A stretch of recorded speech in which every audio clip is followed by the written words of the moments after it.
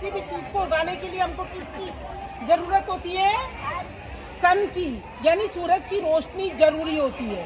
सन की यानी सूरज की रोशनी की जरूरत होती है। दूसरा है सीड। दूसरा क्या है? सीड यानी बीज।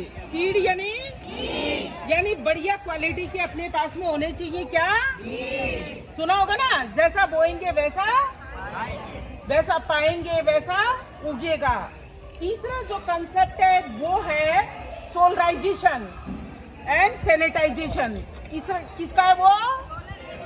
है ना, सैनिटाइजेशन। यानी अपन ये जो औजार हैं ये काम में लेते ना, खेती में आप लोग काम में लेते हो ना, तो इनका क्या होना चाहिए? सैनिटाइजेशन होना चाहिए। क्या होना चाहिए? उनको सैनिटाइज करना बहुत जरूरी है। नहीं तो क्या होता है, मान लो मैंने एक पौधे की कटिंग ली या कुछ खेती बाड़ी में मेरे खराब हो गया था, वायरस लग गई थी मिर्ची पे। मिर्ची पे सबसे ज्यादा वायरस लगती है, तो मिर्ची पर क्या लग गई थी? मानो वायरस लग गई, और मैंने उन पौधों को उखाड़ फेंका और उखाड़ करके कहाँ डाल दिया? जहाँ दूसरे अच्छे पौधे उगे थे वहीं पर डाल दिया। तो वो वायरस कहाँ आ जाएगा? वो उन पौधों के अंदर, अच्छे पौधों के अंदर वापस से वो वायरस आ जाएगा। तो वो वायरस दूसरे पौधों के संपर्क में ना जाए, इसके लिए हमें क्या करना जरूरी है? सैनिटाइज करना जरूरी है चीजों को। क्या करना जरूरी है? यानी आप इस बात को छोटा मत मानिए कि भाई हाँ ये तो बेवजह से ऐसे धोने धुलाने की बात करते हैं। नहीं, हमको अपने इंस्ट्रूमेंट्स को धोना चाहिए, और धोना भी केवल पानी से नहीं चाहिए, बल्कि किससे धोना चाहिए? साबुन से धोना चाहिए। किससे? साबुन से और सर्फ से अपने इंस्ट्रूमेंट को धोना बहुत जरूरी है, ताकि वो वायरस फ्री रह सके, ताकि दूसरे पौधों पर वायरस नहीं जाए। जैसे अभी आपके कोरोना काल आया था, तो बीमार व्यक्ति को जो स्वस्थ व्यक्ति थे उनसे दूर रखा गया था, ना, ताकि दूसरों के संपर्क में भी नहीं आए। इसी तरह से पौधों पर अगर हम ये इंस्ट्रूमेंट काम में लेते हैं, है ना, मान लो ये गुड़ाई करी मैंने, क्या करी है? गुड़ाई करने के काम आता ना ये। तो बच्चों गुड़ाई की, लेकिन खराब था कुछ पौधा, उसकी मिट्टी भी फेंकी, तो इस सॉइल के अंदर, सॉइल यानी मिट्टी, तो इस मिट्टी के अंदर जो भी वायरस था वो किस पे चिपक गया? इंस्ट्रूमेंट पे चिपक गया ना। तो इसलिए इनका सैनिटाइजेशन बहुत जरूरी है, साफ सुथरा रखना उनको बहुत जरूरी है। आप लोग सर्फ से धो सकते हैं इसको, और धो करके पोंछिए। छोटी बात नहीं है, इसलिए नहीं कि जंग नहीं लगे खाली इसलिए पोंछना है, बहुत महत्वपूर्ण है ये चीजें। धोइए उसको, पोंछिए, पोंछ करके धूप दीजिए, ताकि आपकी ये इंस्ट्रूमेंट है कैसे रह सके?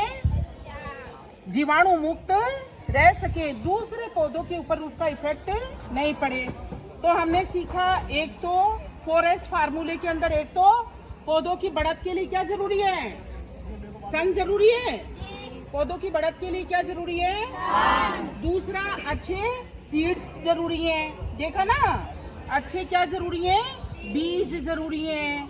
तीसरा हमने देखा सोलराइजेशन, है ना, सैनिटाइजेशन, यानी ये पौधों को सैनिटाइज करना, इंस्ट्रूमेंट को आपको सैनिटाइज करना चाहिए।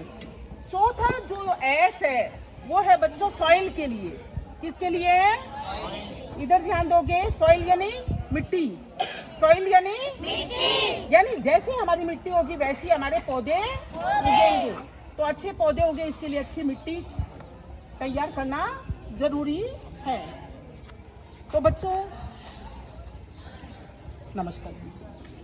देखो बच्चों, ये हम लोग इंस्ट्रूमेंट काम में लेते हैं खेती बाड़ी के लिए, लेकिन क्या होता है कि औजारों पर भी, पौधों पर वायरस होता है कई बार, है ना। पौधों में क्या होता है? वायरस होता है, और वो वायरस एक दूसरे की, जैसे मान लो मैंने पौधा काटने के लिए, कोई कटिंग करने के लिए ये वाला औजार काम में लिया, ये इंस्ट्रूमेंट मैंने क्या किया? काम में लिया, लेकिन उसमें हो रहा था, कोई वायरस लग रहा था। क्या लग रहा था? वायरस। तो अब वो मैं दूसरे पौधे के पास में गई, तो इस पे भी इफेक्ट था, इस पे आ गया ना वो वायरस से, तो इस पर आ गया। तो क्या करना चाहिए मुझे ऐसे औजारों को? इसको मैं वापस साफ करना चाहिए। साफ करना बहुत जरूरी है, लेकिन वायरस कोई छोटी चीज तो होती नहीं, वो इतनी जल्दी साफ नहीं होती। तो आप इसको साबुन से धो सकते हो, है ना? साबुन से धोइए, सर्फ से धोइए, और अगर वो भी नहीं हो तो आग में ही गर्म कर लो। क्या करो? आग में गर्म कर सकते हैं, तो वो फिर क्या होगा कि वायरस खत्म हो जाएगा। और नहीं तो क्या है, आपने देखो सैनिटाइजर होता है, सैनिटाइजर सब जानते ना, तो सैनिटाइजर से भी अपन इसको सैनिटाइज कर सकते हैं। सैनिटाइज कैसे करना है? स्प्रे बोतल में लो और स्प्रे कर लो उसको, या किसी कपड़े पे लगा करके और उसको साफ कर सकते हैं। और अगर वो भी नहीं हो तो एलोवेरा तो सब जगह होता ना, एलोवेरा से साफ कर सकते हैं। तो अगर हमारे औजार साफ होंगे तो पौधों पर बीमारी नहीं आएगी। ये बातें ध्यान रखनी है अपने को। सैनिटाइजर का, हम साफ सुथरे रहते तो बीमारी नहीं आती ना, नहीं। उसी तरह से ऐसा होता है ना? तो अपने औजारों को भी कैसा रखना, अपने को साफ रखना है। कंपोस्ट बनाना चाहिए, जो भी डीकम्पोस्ट हो सकती है, यानी जो चीजें कंपोस्ट में बदल सकती है, गल सकती है, उन सब चीजों का कंपोस्ट बनता है। लेकिन वो जल्दी कैसे बने? अब आप कहोगे कि वो जल्दी नहीं बनता, बन सकता है, लेकिन हम ये तरकीब काम में लें तो वो तरकीब क्या है? आप मान लीजिए ये तगारी है, मान लो ये तगारी जितना है, मेरे पास में सूखे पत्ते आ गए, इसमें नीचे सूखे पत्ते डाले, बीच में गीले डाल दिए, फिर सूखे डाले, तो इससे बदबू नहीं होगी। नहीं तो वो गीले गीले डालेंगे तो क्या होगा बच्चों? सड़ जाएगी, सड़न पैदा हो जाएगी ना। इसलिए बीच में सूखे, फिर गीले, फिर सूखे, और थोड़ी सी अच्छी मिट्टी, ये बीच में मिक्स करके आप क्या कर लिया आपने, उसके अंदर डालिए इतना सा बेसन लो। इस तगारी के लिए बता रही हूँ मैं, केवल इतना सा लीजिए बेसन, और छाछ सबके घर में होता ही है, 1 गिलास छाछ के अंदर वो बेसन घोलो। समझ गए? एक तगारी के लिए मैं बता रही हूँ, 1 गिलास पानी छाछ के अंदर वो इतना सा बेसन और इतना सा लो गुड़ कूट करके अगर आप इसमें मिक्स करेंगे तो क्या होगा? जीवाणु पैदा होंगे। कंपोस्टिंग की जो क्रिया है वो जल्दी हो जाएगी, खाद बनने का काम जल्दी होगा, और उसमें स्मेल भी बिल्कुल नहीं आएगी, बदबू बिल्कुल नहीं आएगी।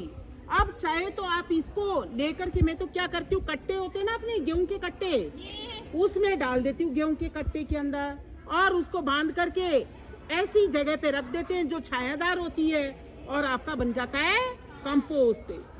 ठीक, आप 30वें दिन देखोगे तो आपकी खाद तैयार है, बिना कुछ किए हुए, आपको हाथ भी लगाने की जरूरत नहीं पड़ी।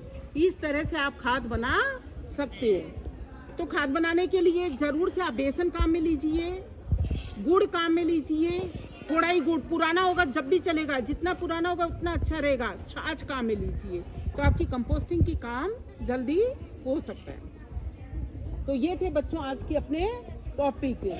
हाँ,